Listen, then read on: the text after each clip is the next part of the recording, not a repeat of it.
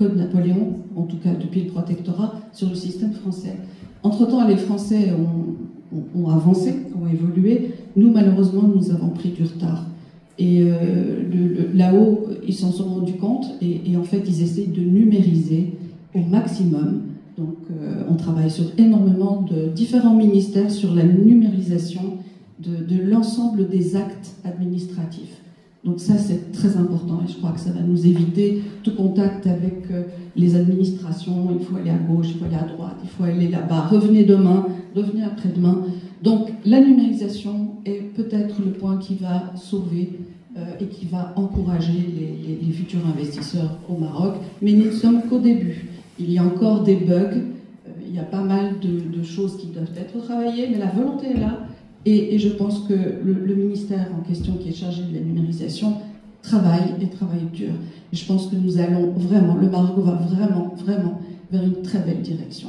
Mais nous ne sommes qu'au début. Mais moi j'encourage dès maintenant de rentrer. Si vous avez la possibilité de rentrer, vous avez tous des entreprises ou même des indépendants ou des compétences. Je pense qu'on a besoin de tout le monde et Sa Majesté, que Dieu le protège, en est bien conscient et il fait tout pour. Alors on va faire un peu de politique fiction. Hein, vous n'êtes pas du tout préparé à ça, mais on va essayer. Imaginons que demain, vous, Malika Lehen, vous devenez Premier ministre. Hein, je pense que c'est encore jamais arrivé une femme sans Premier ministre. Mais quelles sont les 2 mesures que vous prenez pour justement faciliter le retour de ces MDM, de ces Marocains du monde, de ces Belges, de ces Français d'ascendance marocaine qui ont envie de se dire tiens, voilà, moi je tente très bien ma chance au Maroc, j'ai un projet, j'ai envie de développer. Vraiment 2 mesures. On n'a pas besoin de les détailler, de les financer, de les budgéter, mais voilà, essayons. Je pense que c'est en tout cas une très bonne question, parce que en réalité, c'est un chantier aujourd'hui. Comme je le vois, si j'étais Premier ministre, il y a différents intervenants, différents ministères qu'il faut appeler à cela.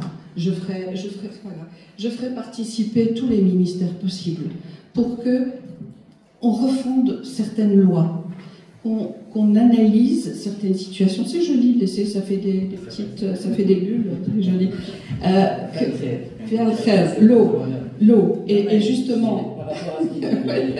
C'est un fil conducteur ce soir. L'eau, et justement l'eau est la préoccupation majeure du Maroc aujourd'hui, et que le ministre Nizar Baraka s'attelle suivant les recommandations de Sa Majesté.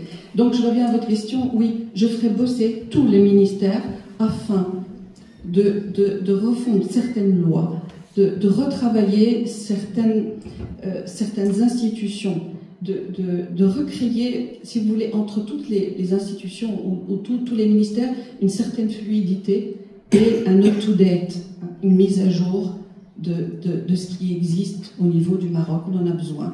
Ils en sont conscients là-haut, enfin tous les dirigeants, ils en sont conscients, mais il y a encore du boulot et je pense que je commencerai par ça, je commence par là. Mais tout en encourageant, nous, le peuple, à aussi vouloir faire le premier pas. Donc je crois que c'est un mouvement du haut vers le bas et que finalement on arrive à un point de fusion où les choses vont se passer très certainement dans les meilleures conditions. Donc de la transversalité à travers tous ces ministères, actionner un maximum de leviers. Concrètement aujourd'hui, est-ce qu'il y a un guichet, est-ce qu'il y a des guichets d'accompagnement à destination des Marocains résidant à l'étranger? Oui, il y a le guichet, le centre régional d'investissement, le guichet unique. Il y a l'AMDI qui est aussi un autre module d'accompagnement, mais plutôt pour les très grosses entreprises.